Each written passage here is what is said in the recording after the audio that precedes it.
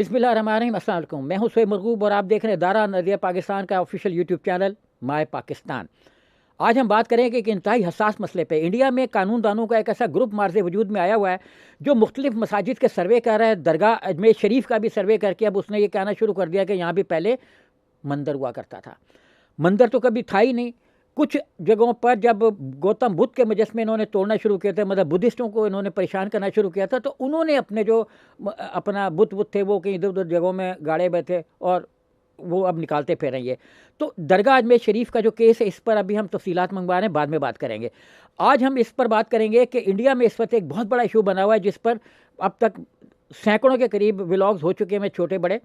वो ये है कि एक आदमी सुल्तानपुर का एक जुडिशल मजिस्ट्रेट था, उसने 3 बजे एक डिसीजन, एक केस हेयरिंग के लिए लिया।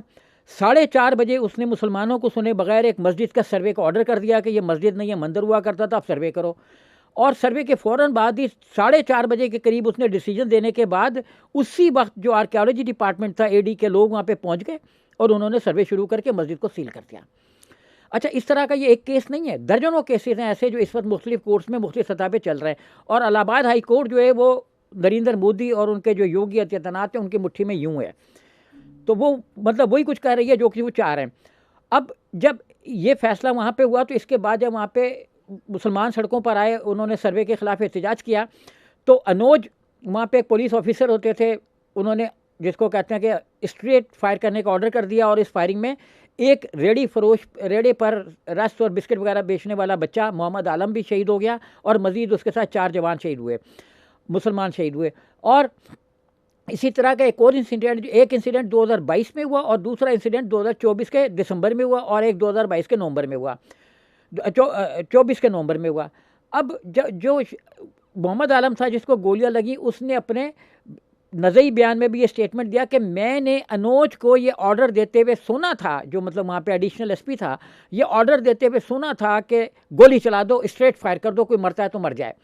इस बयान की रोशनी में जो जज थे विभांशु सुधीर, अपना CJM कहलाते हैं, चीफ जुडिशल मजिस्ट्रेट, उन्होंने ये डिसीजन दिया कि इंक्वायरी का आंसर मौजूद है, यानी ये पता तो लगाया जाए कि हुई है कि नहीं हुई है। तो लिहाजा अब 13 पुलिस ऑफिसरों के खिलाफ पर्चा दर्ज करने का उन्होंने ऑर्डर दिया।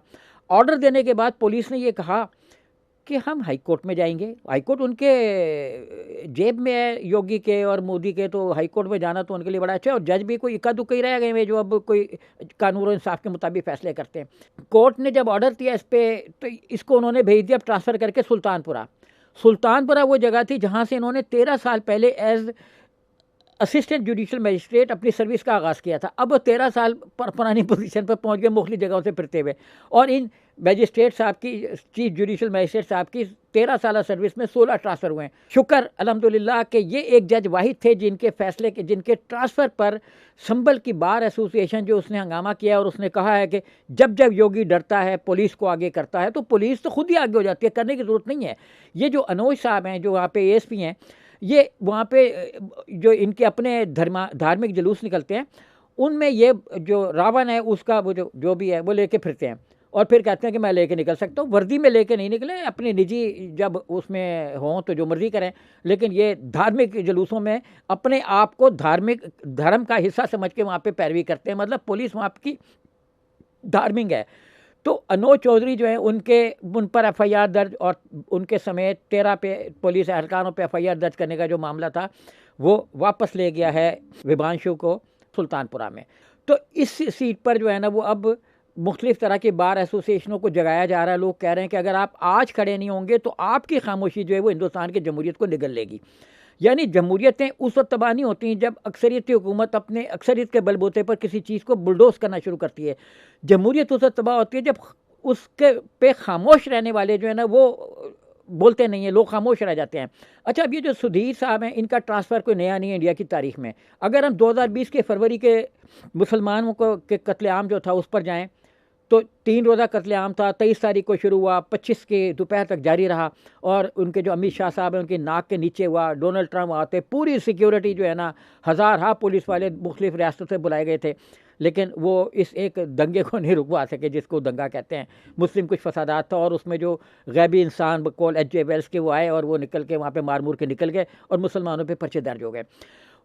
वहाँ पे जो एक जस्टिस थे हाई कोर्ट के मुरलीधर, उन्होंने ये कहा कि जब अनुराग ठाकुर जो इस वक्त वजीर हैं और जब एक और कपिल मिश्रा जो वो भी इस वक्त मिनिस्टर स्टेट हैं, जब उन्होंने स्टेटमेंट्स दिए थे कि गोली मारो मुसलमानों को, तो गोली मारने के स्टेटमेंट से और साथ उन्होंने ये थ्रेट किया था कि अगर जो है ना वो पुलिस ने शाम तक इनको ना हटाया तो कल हम हटा देंगे। और फिर उन्होंने वहाँ पे ऐसी नफरती तकरीरें की जिनका बयान ये था कि कल को ये जो मुसलमान बच्चे हैं ये आपके घरों में घुस जाएंगे और आपकी बच्चियों को उठाकर ले जाएंगे। इस तरह के स्टेटमेंट वहाँ पे हुई। धार्मिक स्टेटमेंट्स पर वहाँ पे कानून जो है ना उसने बंक पियोस हो गया, जैसा वो आमतौर पे करता है।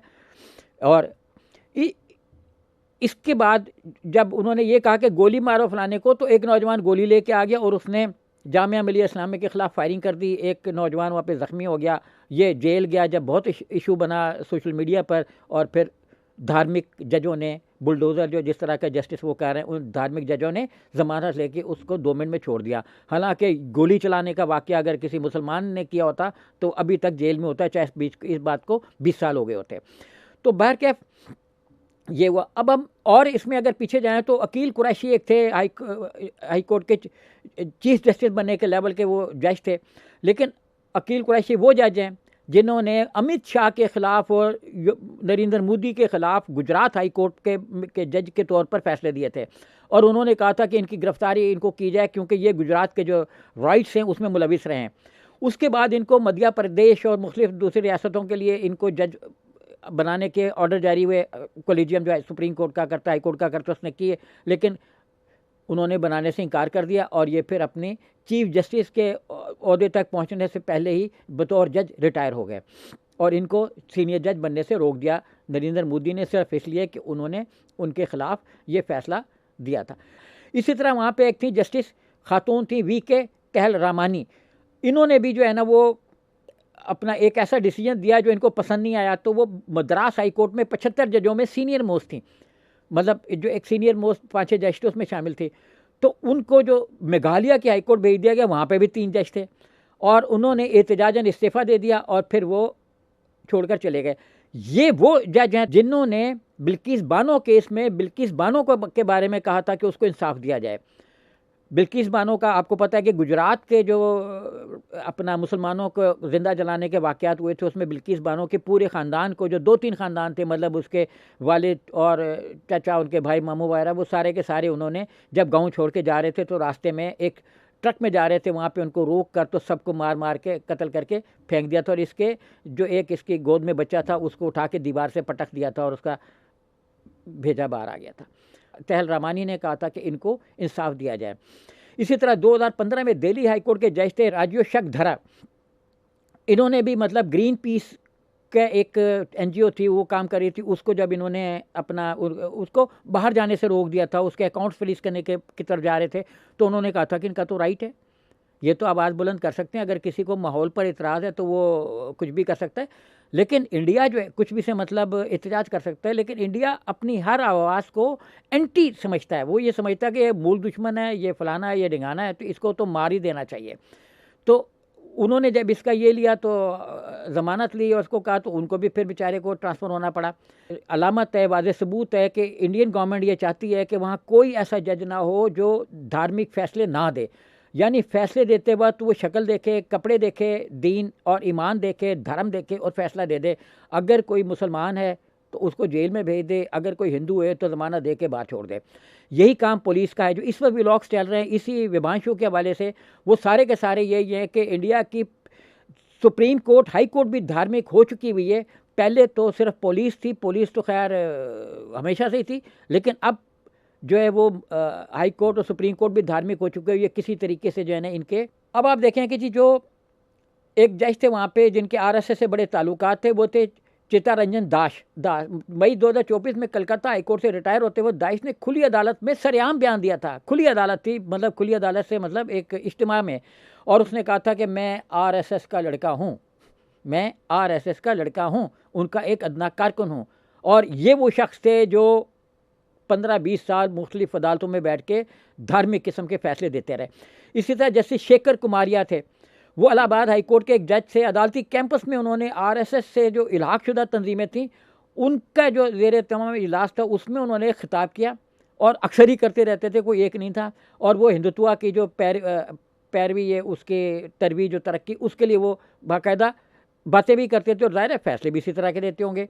इसी तरह एक जस्टिस उत्तल एस तेंदुलकर थे, ये 2025 में हिंदुस्तान के सुप्रीम कोर्ट में पहुंच गए क्योंकि ये आरएसएस के कारकुन थे ये आरएसएस के कारकुन थे जिनको सुप्रीम कोर्ट की जो कोलेजियम थे उन्होंने ही जज बनाने की मंजूरी दी थी, और ये जज बन भी गए और ये कारकुन भी थे। और कहते हैं कि जी किसी ज़माने में कांग्रेस के भी लोग हाई कोर्टों में, सुप्रीम कोर्टों में आते रहे, वो तो आके जेन्युइन फैसले करते रहे। इंदिरा गांधी के दौर में उन्होंने 15-16 जजों को बरतरफ करने के ऑर्डर, ट्रांसफ़र करने के ऑर्डर कर दिए थे, सिर्फ इसलिए कि वो न्यूट्रल फैसले करते थे।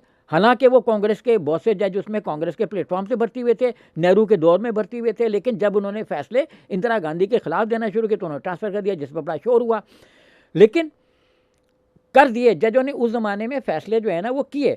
इसी तरह बेला तरवीदी एक जज हैं जिन्होंने, ये वो जज हैं जो अभी सुप्रीम कोर्ट से रिटायर हुई हैं, और रिटायरमेंट के बाद इनको एक है कि डिनर दिया जाता है। ये वाहिद वहाँ के सुप्रीम कोर्ट की जज है जिनको अलविदाई डिनर नहीं दिया वकला ने इसलिए नहीं दिया कि पता होता था कि जो फैसला इनके पास जो केस जाएगा उसका फैसला मुसलमानों के या जो भी मतलब है उसके ख़िलाफ़ आएगा, हुकूमत के हक़ में आएगा। बेला तरवीदी, अच्छा बेला साहिबा जो है वो ये काम करती थी कि जब इनके पास एक फ़ैसला आया, इसका केस आया, ये जो शर्जील इमाम और खालिद हैं इनके और शगुफ्ता वगैरह का, जो जामिया मिलिया के स्टूडेंट जेलों में, तो इन्होंने उसके केस की इन्होंने केस ही वापस ले लिया। उनको पता था कि खिलाफ फैसला देंगे, तो अब कहते हैं कि जी उन्होंने भी तो वापस लिया था, तो वापस ले लिया था कि उनको पता था बेला त्रिवेदी जो उन्होंने फैसला क्या देना है, तो ये तो सबको पता था।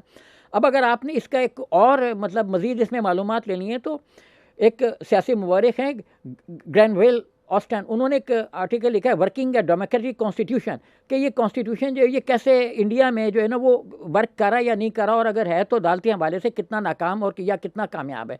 उसमें उन्होंने 1975 से 1977 तक की जो इमरजेंसी उसका भी बड़ा तफसील से जायज़ा लिया कि उस ज़माने में जब जुडिशरी में ट्रांसफ़र होते थे तो उनके ख़िलाफ़ सारी बार्स खड़ी हो जाती थी। अब जब ट्रांसफ़र होता है तो बार खड़ी नहीं होती। तो इसी रिपोर्ट में वो ये बताते हैं कि सुप्रीम कोर्ट के साबिक जज हैं हेमंत गुप्ता, कर्नाटका हाई कोर्ट में उन्होंने नकाब के खिलाफ फैसला दिया था। आपको याद है ना कि पिछले दिनों चंद माह पहले कितना ज़बरदस्त एहतजाज हुआ था नकाब पर, लेकिन ये वो जज थे जिन्होंने फैसला दिया था कि नकाब जो है वो मुसलमानों की ख़वातीन का राइट नहीं है, इनहेरेंट वो अपना इस्लामिक राइट नहीं है, इसका इस्लाम से कोई ताल्लुक़ नहीं है, ये उन्होंने फैसला दे दिया था। जो और फिर वो विश्व हिंदू परिषद के एक प्रोग्राम में चले गए थे और उसमें गुप्ता ने कहा था कि एक शहरी की हैसियत से मुझे कौमी मसाइल पर बात करने का हक़ है, और मैं ये अपना कहना चाहूँगा कि हमें अपने जो धर्म है उसकी हिफाजत के लिए जो है ना वो काम करना चाहिए। और ये वो तकरीब थी जिसमें 30 के करीब रिटायर्ड जजों ने शिरकत की थी, यानी जो जज रिटायर हो रहे हैं वो जब विश्व हिंदू परिषद के इजलासों में जा रहे हैं तो आप समझ जाएं कि वो क्या चीज़ होंगे और किस तरह के उन्होंने फैसले दिए होंगे। तो ये वो जज थे, ये इन 30 के 30 जजों के पास केसेस कौन से जाते थे? गाय की हिफाजत, मथुरा में मंदिर मस्जिद तनाज़ा, और अपना हिंदू मुस्लिम के जो केसेस होते थे वो इनमें जाते थे। तो इसी तरह जो मध्य प्रदेश हाईकोर्ट के एक जज थे रोहित आर्या, उन्होंने भी भारतीय जनता पार्टी में रिटायरमेंट के बाद शमूलियत इख्तियार की। आर्या कई सालों तक अपने मुतनाज़ा फैसलों की वजह से स्पॉटलाइट में रहे। 2021 में उन्होंने मुनव्वर फारूकी को जेल में रखा। एक ऐसा लतीफ़ा मुनव्वर फारूकी पर एलिगेशन ये था कि उन्होंने एक ऐसा लतीफ़ा सोचा है, उनके दिमाग में है जो भी उन्होंने बताया नहीं है, वो हिंदू धर्म को मुतासिर करेगा तो उनको जेल में रख दिया। ये मतलब रोहित आर्या जो हैं वो इस तरह के जज थे। तो वो उन्होंने बड़ी तवज्जो की हासिल की, और जब उन्होंने एक स्पीच में ये बात की तो शोर हुआ, लेकिन शोर को पूछता कौन है। अच्छा, इसी तरह जो साबिक जज जो हैं वो जब मुख्तलिफ जमातों में शामिल होते हैं तो उनकी top priority Bharatiya Janata party है, क्योंकि भारतीय जनता पार्टी में रहकर वो अपने आप को महफूज तस्वुर कर सकते हैं। तो अगर इसमें आपने मज़ीद भी देखना है तो आप इस पर एक आर्टिकल नेट पर देख सकते हैं कि जिसका टॉपिक है कि एक्स जज Rohit Arya appointed BJP state coordinator for MPs one nation one election committee. यानी इंडिया अब ये चाह रहा है कि ये जो कौम है इसका एक ही बार इलेक्शन हो, एक कौम हो, एक आइन हो, एक सारा कुछ एक ही हो। और मेरा ख्याल है कि वो ये चाह रहे हैं कि एक ही प्रधान हो और वही सारे रियासतों को भी देखे जो गवर्नर के ज़रिए से उनको चला रहे हैं। इस पे अपना दी वायर ने 23 जनवरी 2025 को आर्टिकल ये लिखा था। यही वो जज हैं जिन्होंने मुसलमानों के बारे में, इस्लाम के बारे में फ़ैसले दिए, जिन्होंने अपना ये जो सिटीजन्स बिल है इसके बारे में फ़ैसले दिए, जिन्होंने बिल्किस बानो केस के फ़ैसले दिए, जिन्होंने शाह बानो केस के फ़ैसले दिए। और यही वो जज हैं जो बाद में अपना मुसलमानों की ज़मानतों को रिजेक्ट करते रहे और हिंदुओं की ज़मानतों को एक्सेप्ट करते रहे, बल्कि उनको रिहाई करते रहे आधे आधे घंटे में। और यही वो कॉलेजियम है जो जजों की ट्रांसफ़र की हिमायत भी करता रहा, और यही वो कॉलेजियम है जो मुसलमान जजों की तैनाती से गुरेज करता है। तो ये है इंडिया का जुडिशल सिस्टम, जिससे हमें बानी पाकिस्तान हज़रत कायद-ए-आज़म ने बचा लिया था। और अगर कायद-ए-आज़म अपने विजन के मुताबिक हमें आज़ादी ना दिलवाते तो हम आज उस अदलिया का हिंदुस्तान के अंदर बैठ के सामना कर रहे होते जो मुसलमानों को इंसाफ नहीं देती। यानी 5 बच्चे जो शहीद हुए वहाँ पे, ये तो सिर्फ 5 एक इश्तिहार हैं, वहाँ पे शहादतों की तादाद जो है पुलिस थाना कचहरी में मरने वालों की, इस पर हम बात के किसी प्रोग्राम में बात करेंगे, ये बहुत ज़्यादा है। तो जो कानूनी शिकंजा मुसलमानों पे वहाँ पे कसा गया है, उससे हमें हज़रत कायद-ए-आज़म ने और उनके रफ़क़ाए-कार ने बचा लिया। तो आज मुझे इजाज़त दीजिए, हम अब अगले प्रोग्राम में हाज़िर होंगे अजमेर शरीफ की दरगाह पर जो इशू बना हुआ है उसके साथ। देखते रहिए नज़रिया पाकिस्तान का official YouTube channel my Pakistan. खुदा हाफ़िज़।